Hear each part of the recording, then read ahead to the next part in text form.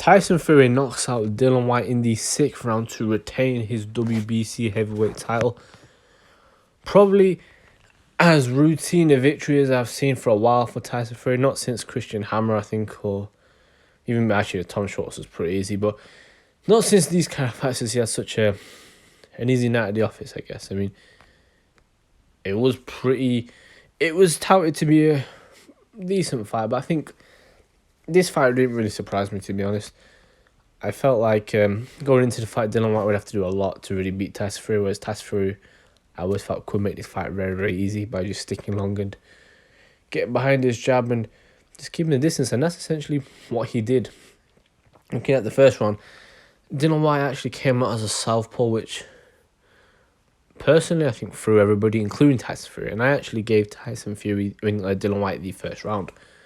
I felt like he landed some good shots to the body, some jabs, but with a guy like Dillian Whyte who has a severe disadvantage when it comes to reach, you really need to get inside. And I felt like first one was just sort of feel around. I feel like Tyson Fury did come out as an orthodox fighter, and in the second round he kind of switched them, because I feel like for Dillian Whyte you need to be quicker on the feet, and I think he was the first round more of a feeler out, but from that point onwards it felt like it was just routine for Tyson Fury. Dillian Whyte really didn't do much after that.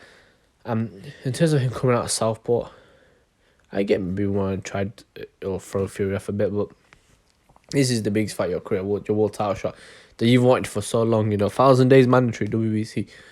Now is not the time to be experimenting, and he kind of ditched that in the rounds after that because he didn't really come out southpaw since that moment in the first. And in the second, Fury kind of found his range more, started landing the good shots. In the first round, there was a lot of people gave Fury the first. He landed a really solid 1-2. Fury's got a really slick 1-2, and I think that might have been what maybe swayed people giving the round. It was probably the biggest shot of the round, but to me, I think Whyte did enough in the first. But in the second, Fury just took over, landed the jam, stayed long, and did what he needed to do. And then in the third, it went pretty much the same way. The fourth is when it kind of got a bit scrappy. They were kind of going back and forth in Dillian Whyte, I think, because, if my memory serves correct, I think it was Dillian Whyte who came orthodox and Fury was southpaw, and they kind of clashed heads, which tends to happen because the lead foot always kind of get tangled up when you have an orthodox and a southpaw. And Dillian Whyte had like a cut over his right eye, and Fury was complaining about him punching during the break. And that was only the real moment where it kind of like it was heating up a bit.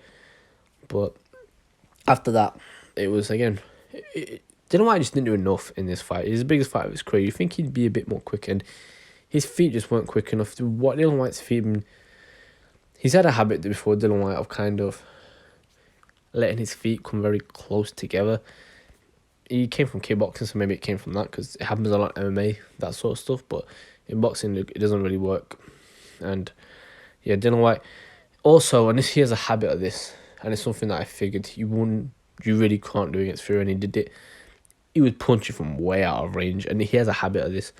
He swings very wildly. There's a few times where he was just completely missing by a large margin and hitting the ropes, and Fury was just too big and just too quick for him in there. And in the fifth round, I think that's when Fury was really softening up. Dillian Whyte also, he's got 12 rounds before, so he's not got cardio issues, but he always looks like he's breathing heavy. He's kind of breathes out of his mouth a lot, and he's often has his mouth open, which isn't a good sign.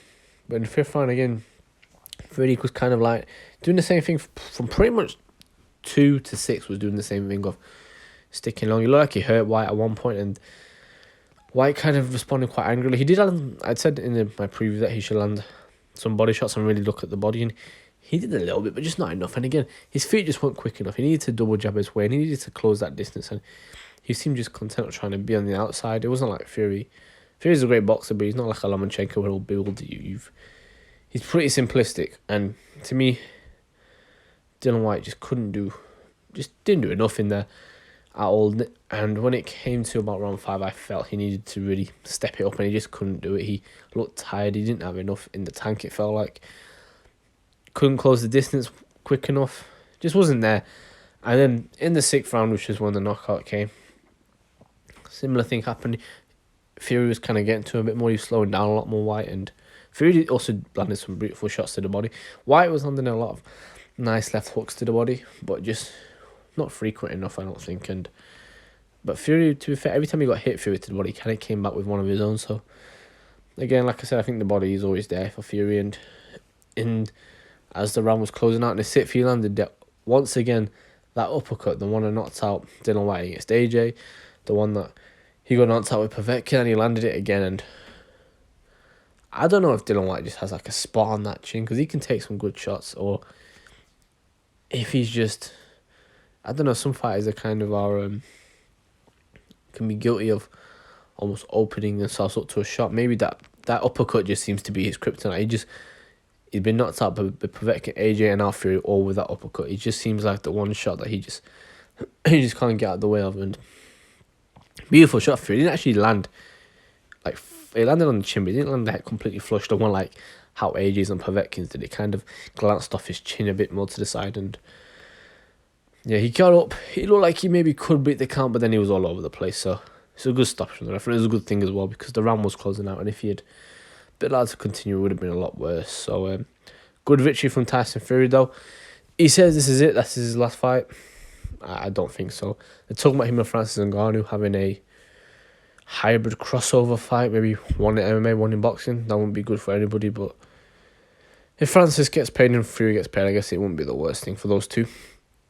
But yeah, I think we need to see Fury against Usyk or AJ. Maybe, I think if AJ beats Usyk, he'll definitely fight him, but Usyk is the one where if he beats AJ, it will be a bit of a question mark. But no doubt, though, a great win for Fury.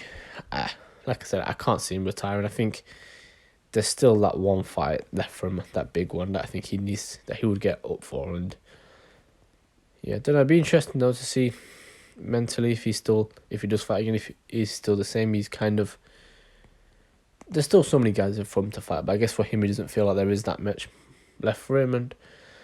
But yeah, a good win though for Fury. For Dillian Whyte, he didn't really perform on the night, but again, wasn't that surprising. I did think he'd go for it a bit more, Dillian Whyte. He kind of, again, I was saying this in preview, I just couldn't really see in my mind, and I really thought about it, how Dillian Whyte could win this fight.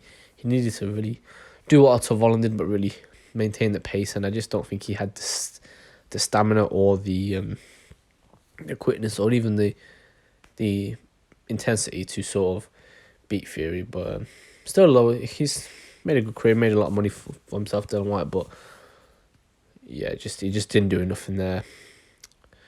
I don't know what's next for Dillian Whyte, to be honest. I would like to see him fight Wilder, but I always thought Wilder would KO him, even though Wilder's not that fantastic, but I just think the power would be too much. And who knows, if Wilder starts practicing the uppercut, we could see him.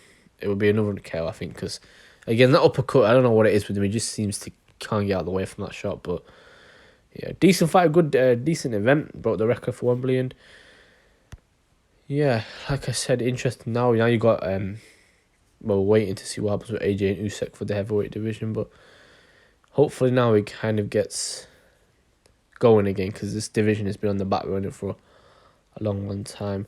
But yeah, just my thoughts on the fight. Good one from Fury, and yeah, until next time.